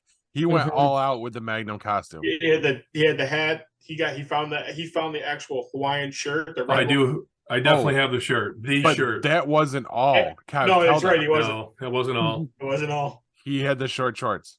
Yeah. Oh my Yes. God. Yeah, they're horrible. But somehow you still didn't win that contest. Yeah, well, it is what it I'll is. pull off like an older Randy Johnson though, the baseball pitcher. Give him the mullet. Yes, exactly. Fun Oh, fact about Randy Johnson: he is now a sports photographer. he is. Oh, it's not a fun fact. He was doing that photography while he was playing. Mm. He is. Yeah, I watched there was something on ESPN that they were doing, and he was one of them. And he that was how he stayed grounded. Oh, nice. When they would go on road trips, he would go and sightsee and take pictures, and he just absolutely loved it. And he does that. Yeah. And He's he got was doing it on the side when he's pitching. I mean, he's going to go down as probably the greatest left-handed pitcher in MLB history. And on the side, he was doing like photography. Well, And in the off seasons, he was doing like he would go out and go sightseeing and travel around, and he'd be taking pictures. well, he's a lefty, so he's got the artistic side. Yeah. But he's not Nice. photographing doves, right? Or No, birds. no. I mean, Yeah, you remember that? That oh, dove. I do remember that. Yeah. Yeah, I do remember that. Now that you said it took me a second, Jack, but I got there. Well, no. But going back to your topic though, Paul. Last minute. Oh God. Just grab a bed sheet, put holes in it, and I'm gonna go as a ghost. Nice. It's quick, it's easy. It's like I watched the Charlie Brown Halloween, and that just made me think of it. I'm like, you know what? It's simple. Just like maybe poke a mouth in there so you can drink throughout the night. So it's Yeah, simple. just be really careful how that sits on your head. Right. And make sure that it's Yeah. not pointed. You Yeah. know, no point the top of the head, Jack. Yeah. I mean, Leave the burning cross at home. Right. seriously. Wow. We just went there. Corbs, what do you got? For me, to be honest with you, I'll probably just rummage through my closet and find a sports jersey. I got plenty of them. I got football ones, I got hockey ones, I've got baseball ones. So just throw one on and go as an athlete. And I'm sure mine comes as no surprise because I have all the elements in my closet as well. I'm going to throw together a quick Silent Bob. It just, I've got everything, and I actually have the beard, unlike when I was younger and I actually had to put a fake beard on to do it. That's a quick and easy. But I also have a tote of all of our previous Halloween costumes, so I literally have almost an entire like Spirit Halloween that I could choose from if I needed to. Nice. I mean, last year's costume was last minute that I threw together for the spectacular. For the show. Yeah. Yeah. So I mean, you could do that. I mean, I got the black coat and all that stuff. I mean, his is leather, but I mean, I could always go. You could always go. Close I got baseball bats around here all over the place. I mean, none of them with barbed wire on them, but Can fix that. right. So I think Jack's trying to find his. You want baseball that? bat. There you Yeah, go. there you go. Yep. Of course he does. You know. You gotta do the strut with it too, like holy shit. You're creepy as shit. Gay. So All right. Let's run this thing to the finish. Guys, what are you watching? every There's a lot of good stuff out. Yeah, Walking Dead. Let the Right One In is really good. Interview with the Vampire wrapped up its first season, and holy shit, that show it's like on a whole entirely different level of television. Is anybody watching that? Yes, but I'm No, very My dad's behind. watching it though. I hear. I do want to watch it, but I didn't get a chance to watch like the first couple of episodes, so I didn't watch it, but I do want to watch it. So Okay, I don't want to like go off on it too much. But I mean, I would put this up there with Sandman.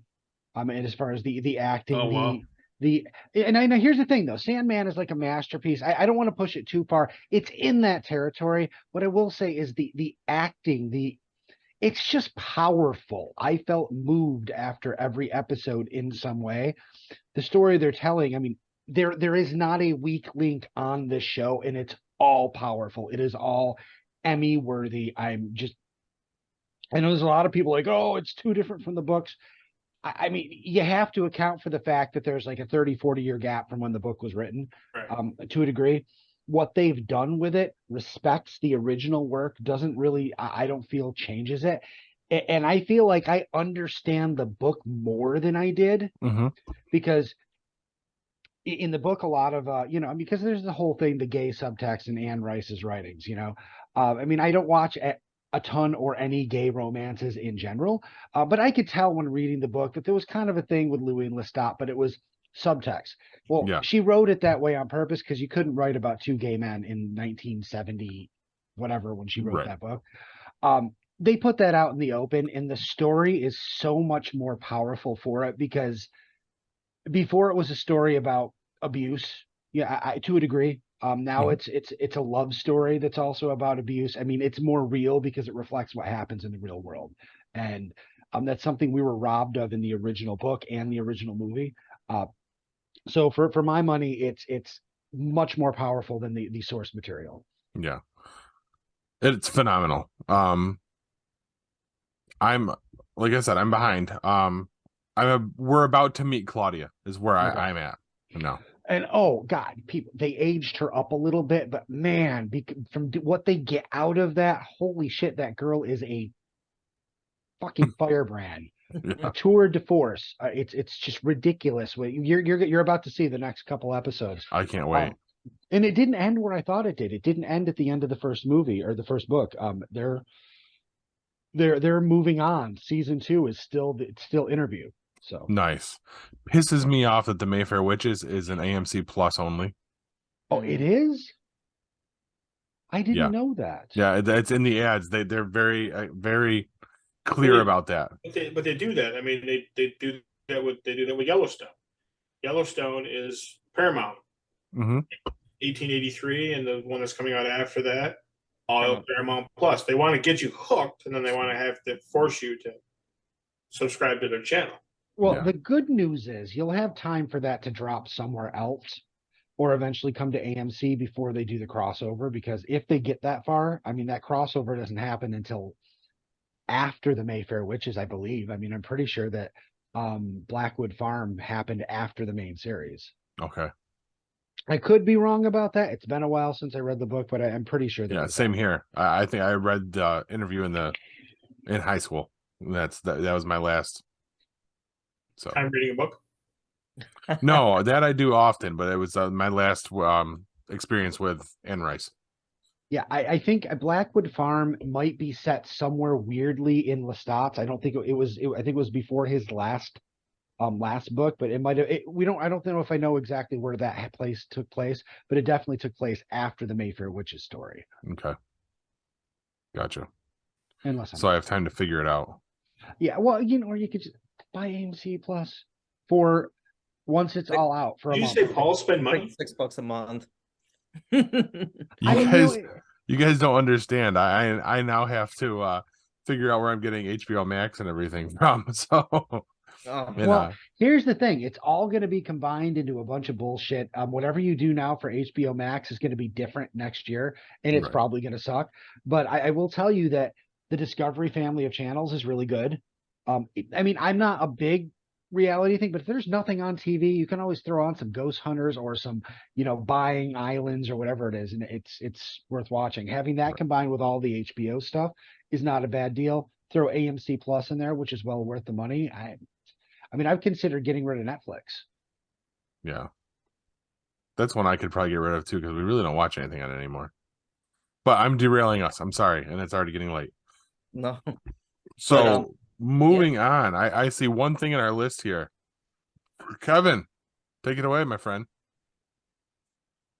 Andor. Yes. It's really good, and I know nobody else is caught up, so I'll just leave it. At Oh, that. I am. I watched. I Oh, finished it's so good. Yeah. Yeah. I'm not. Okay, so With his- 4 out of 5 of us are caught up. That's Yeah, freaking with as fantastic. far as I am is phenomenal. Love it. And I'm hoping I- tomorrow we'll catch up on a couple more. I do want to talk to Kev about this, but I did watch Tales of the Jedi. I've been talking about that Tales forever. of the Jedi. Yep. That's so good. Yep. Bryce Dallas Howard plays Seattle. It's out there. It's such a great show. Like, Oh, you just gave away a huge It's just in an episode. spoiler. Oh no, It's I just- knew about that. I saw that. Like that's been all over the internet. Oh, yeah, okay. like her, All that right. was, yeah, she plays that character, but it's cool because you see like it coincides with the universe a little bit. Yeah. But Kev, I do have a question for you because I've been waiting for you to get back on the show. So my dad and I, we watched Samaritan. Oh yeah. So yeah, you watched it. Yep. I want to go back and forth with you on this for a couple of seconds. So what was your thought, and did you like see like that ending? Like that was actually surprising. Like I was like, holy shit, that was a good little twist. I was like, this is I knew from the beginning. bullshit. Nope, Really? I knew from the beginning because of his attitude. Really? Okay. Yep. But it was cool though, like just watching it because it's Stallone doing Stallone. I think I mentioned it. You weren't on the podcast that night. I was like, Stallone's like, gotta take out the trash or something like that. But like, it's a little hokey. But you know what? At the end of the day, it was not bad. Like we were watching it, we're like we look at each other like I did not see that coming. But you literally saw that coming. Yeah. Okay. So Kevin's good at Kathy, that. Kevin's good at that because we watched the Terminal List. Him and I Okay. watched the Terminal List, and we talked about it on the show. And he said right from the beginning, he knew that his buddy was the one that was pretty much pulling the strings all along. yeah, sometimes in stories they really give it away because they really feed you a little bit too much. You know, it's like, well, why is this character that turned or twisted or set against or motivated, whatever the case may be. You gotta kind of try to figure out what the underlying reason for a particular character doing whatever it is they're doing, and they're only put in the scene because it's twist. It's not supposed to be that way. It's different. It's going to play out a little bit differently. And I'll do that to Kathy every once in a while. I'll stop the movie or show or whatever. I'm like, this is what I think. And I do that. I don't do that to ruin it. I do that because I don't want to be the person at the end goes, I knew that. I knew that was going to be like that. Right. I just want to. I want to try to think it through and try to reason. And I don't see how it hurts anything. And I've told her before. I'm like, if it bothers you, just don't tell me, and I won't say anything. But I'll just write it down instead. And I've done that too. I'll write down what I think about it, and it's.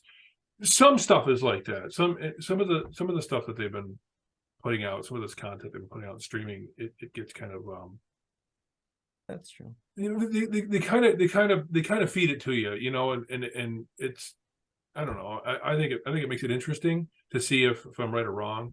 I don't really care if I'm wrong. It doesn't bother me. Right.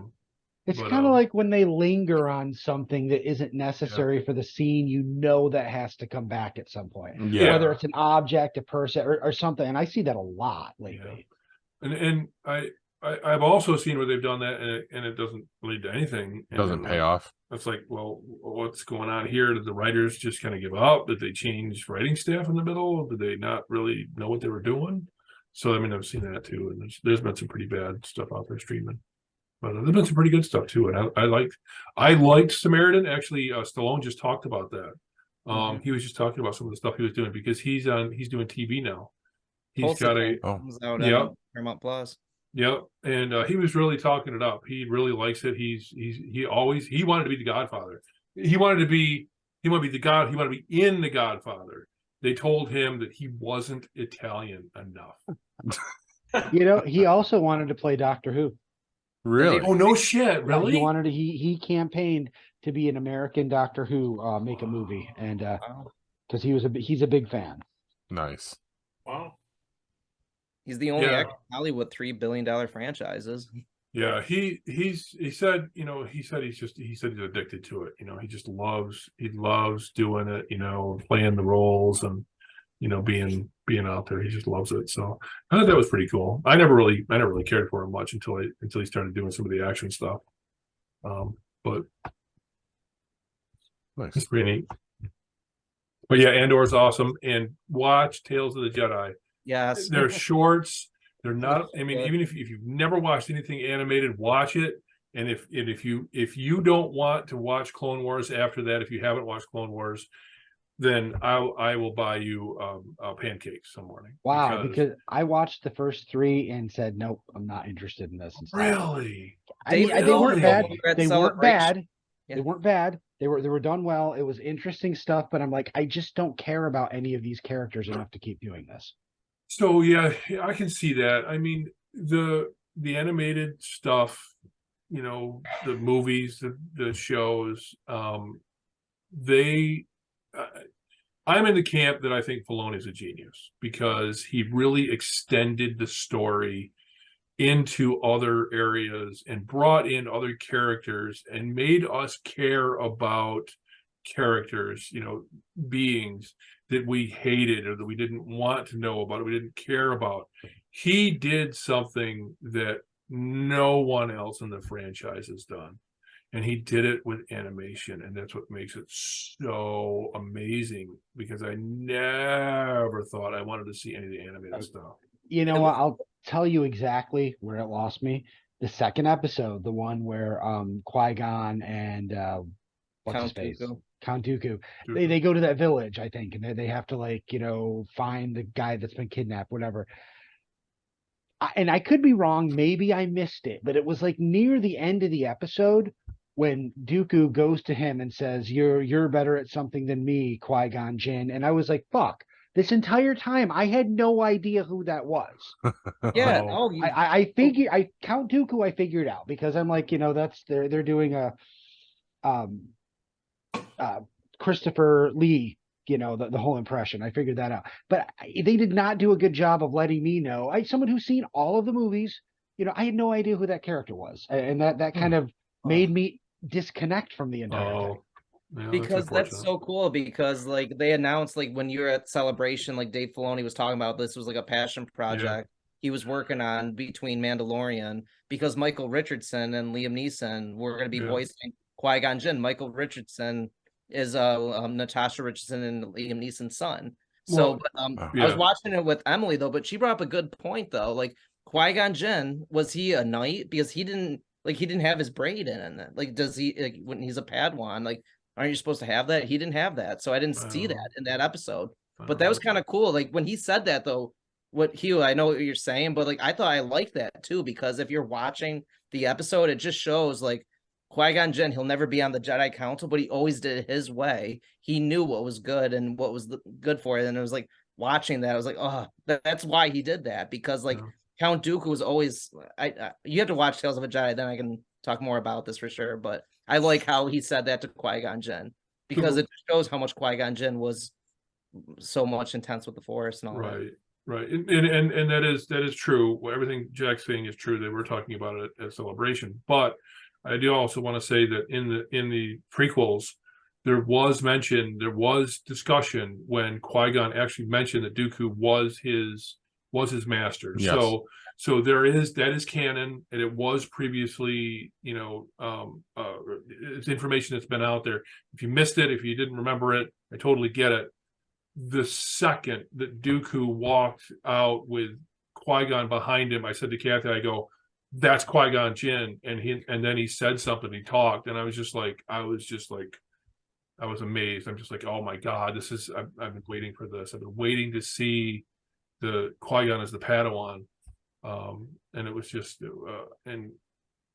I loved it. I loved it. I loved about this every minute of those shorts. It's like when they were done, you're like, oh, I want more for so much. But like the Count Dooku one over, even the Ahsoka one was good, but like Count Dooku's story was so good. Like watching it and even seeing the older Qui-Gon with that. So I just want to talk about it anymore. I do want to say one more thing. I do want to say one more thing, and this is incredibly important, and it may make you go back and watch the animated. And if you haven't seen it, it may make you want to see it even more. The one thing I will say is what these shorts do is they point out the fact that Dooku was not evil. He was used. Yes. Mm-hmm. Dooku was very much like Ahsoka in that He did not believe in everything this council said. He was not. He's like he believed that they were being used. He believed that they were lost. That they were not going down the right path. Correct. Nice. Sidious took advantage of it, and these shorts really point that out. Nice. I've got to see this. They're awesome, fucking amazing. So just Yeah. I know. Anyway. All right. Do we have anything else to hit on, or are we gonna wrap this thing up? For me, Yellowstone starts. Oh on Jesus! Sunday. Sorry. Oh yeah, Yellowstone. Yeah. Oh yeah, that's Looking Sunday. You're forward- right. Yeah, Oh, it's looking coming forward. back. 2 hours. Yeah, it's coming back. Well, I meant like now. It's coming back. It's this coming Sunday. 2 hour season premiere. So I Nice. saw that. That's like a movie you're watching. It's like, Yeah. holy shit. there's a lot of TV shows are going to extra time. I might even figure out that The Walking Dead. I think their last couple episodes might be more Extra than long. hour and 10 minutes or whatever they run. I mean, I know SOA did the same thing. Their last couple episodes were like an hour and a half. Yeah. 45 minutes. I think everybody if you want to you got to get your point across. I mean, a lot of times you've got to extend the time. So, but yeah, I'm looking forward to Sunday night. So This is what, season 5? season 5, yeah. You're gonna come on the podcast next week. I'm and gonna be you're at a podcast. Hat on. You're gonna look Yeah, like it's one of it's just that show. For me. It's the new Sons. I mean, I look forward to it every week. When it's back on, I'm glued to the TV. Like I tell my mom and my son, I'm like, don't bother me for the next hour. Watching the show, don't come in. And if they come in, I have to push pause because if you don't, you're gonna miss something. It's really good. Yeah, there's a lot of information thrown at you, and if you're talking or you're listening or whatever, you're gonna miss something. So, and it might be something small, just a small little sentence or whatever. I think the acting's in it is great. Kevin Costner is fantastic. Cole Hauser, who plays Rip. Do yourself a favor if you haven't seen the interviews done with Rip. If you haven't, what did you say? Cole Hauser, is that his name? Yeah. He's got a couple of interviews with overnight show hosts, and he's done a couple of interviews. Very, very interesting. I was surprised to see that the character isn't a stretch for the actor. Oh, no kidding. Jesus. Yeah, he's a good actor. I remember seeing he was in Good Will Hunting. He plays he's not a big character in it, but he is the mechanic, the friend of Matt Damon, Ben Affleck, Casey Affleck. What? He's the fourth guy in there. Wow, that's Go back and look at it. Okay. He's in Fast. I love that movie. He's in Too Fast, Too Furious. He's the drug kingpin in that. What? Yeah. Okay. This was his big break, though. Probably it sounds like. I mean, his big break, I think, was Good Will Hunting was a big break for all four of them. And Robin Williams was already a big star, but those four took off right after that. And from what I gathered, they were all friends growing up. Nice. Obviously, Casey, Matt, and Ben all were friends because Matt and Ben are best friends. They wrote the movie. Yeah, right. So, but yeah, they're all close. So he's done a bunch of movies, but obviously Yellowstone will be his claim to fame. I mean, he is fantastic as Rip. Beth, the girl plays Beth Kelly Riley. She's amazing. I can't remember the kid who's Wes Bentley plays the one son. Luke Grimes. Oh my God! I never put that together. Yeah. That's Luke Grimes plays Casey. He's fantastic. The girl who plays Casey's wife was actually a Disney actress. She was on Two Kings or something like that or whatever. She was the girl in that. She's somebody's sister or daughter or something. She comes from a family of actors. Yes. Yeah. Yeah. So, but the whole thing, all the acting is fantastic in it. I'm looking forward to Sunday night. Outstanding. Yeah. So I've been watching a few other things too. I mean, nothing really. I mean, Tell the Territories. the Rock thing on Vice, talking about. Oh, that's out. Yeah, they're talking about the old like territory wrestling before Vince bought everything and took it all over. They talked this last week. They talked about the Polynesian wrestling, which is the one where they touch on in Young Yeah. Rock. Yeah. Yeah. But they talk about the Rock. They talk about his father, because they're all. I mean, Peter Maivia and Rocky Johnson are related. So The Rock is related. Roman Reigns is related. The Usos, they're all related. They're all Samoan. They all come from the same area. It's wild. And his mom was the one that basically ran that promotion. His father passed away at a young age of cancer, and his mom took over. And the whole thing was talking about like how the people from the mainland kept coming over there. Like the guys would, if they were going to Japan or coming back from Japan, they had to stop in Hawaii to refuel. Right. So when they were there, they would wrestle. They would come to the promotion and wrestle for them. Ric Flair, Andre the Giant. God, who else? They were talking a bunch of them, but a bunch of guys. They would all like when they came, they stopped there. The guys coming from Japan to the United States would have to stop in Hawaii. They'd be there for a couple of 5 or 6 days or whatever. They'd wrestle, then they'd travel on, and then they'd come back and they'd wrestle again. So, but what they did was they actually hosted the very first, like I won't call it a pay-per-view, but the very first big sporting event was held on Hawaiian Island. Nice. On summer night, and they brought in from everybody from the territories, Florida, the Florida territories, the Calgary territories, which is the Hart territory, Mid-South, which is Jerry Lawler. All these guys, they brought all these guys to this promotion. When they got them there, some of the guys, like some of the bigger promoters, wanted to take over. Mm-hmm. They did everything they could to force her out. Like they basically said, well, she's trying to, because she was the first woman promoter, but she was also African American, so she was the first minority woman owner in that for any promotion at that time. Right. So they accused her of trying to strong arm people from coming, and basically was saying like, well, you're asking us to give you $5,000 for wrestlers to come there. Well, you can't do that. They actually had to get the head of the Professional Wrestling Association to come down and say, this is the way it's done. And he had to explain the whole thing about booking fees. Mm-hmm. And because they had to go to court. They came out of a meeting with one of these guys to the FBI being there, stuff like that. It was the wildest thing. And they had to go to court. They went to court for 13 months to get over this, and it took the guy coming in from the head of the wrestling association to explain the booking fees to them, to the people, to the jury, to the other people, and they finally they were found not guilty.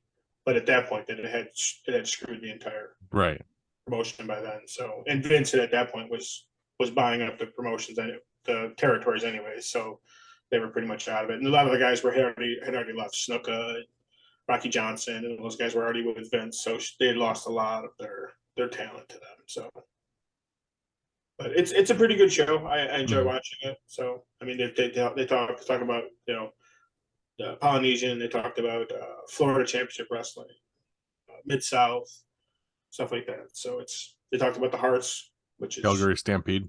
Yep. They talk about that. They talk about Stu taking the guys down in the basement and torturing them. Some guy tried to steal his car. Jesus Christ. Now, think about that. Somebody tried to steal Stu Hart's car, and they got stuck in the driveway, and he pulled him out of the car, brought him back into his house, and in the kitchen was torturing him, stretching him out like he would do for like, they were saying it was like for 4 hours. Jesus and they didn't Christ. call the cops. He called the guy's parents, Nice. and they showed up, and he offered him a job. Wow. So, I mean, they said that's the way Stu was, though. Yeah. He was very. Yeah, if you could hack it, yeah. Yeah, he was a very nice guy, very understanding, but don't fucking cross him, or he would. Like he said, they put one guy in the rack position or whatever, the stretch position, and he was bleeding out of like his eyes, his nose. I mean, he would put you in this move for like 4 hours, and he would just be like, okay, well, we're just going to turn you this way, and he would just turn you a little bit, and they say you could hear the screams down the street. Like Brett would bring his friends over when he was younger, and you'd hear these guys in the basement screaming, and all the kids that would come over were like, what the hell is going on in your basement? Are you killing somebody down there? Dad's a perv. Right. I mean, it was the wild. It's some of the things they talk about. It's like you watch it and you go, holy shit. So It's funny. that's it for me. So All right. I think so that about wraps it up. What do you I think? I got a question. Oh. If money doesn't grow on trees, why do banks have branches? Jesus Christ. Good job. To beat you with. What do you say we wrap this up? Exactly. Are you dropping your nuggets? Yes, sir. Well, then drop your nuggets. Clothes make the man. Naked people have little or no influence on society. Good night, everybody, and megabyte me, bitches. This has been a GeekPod Network production.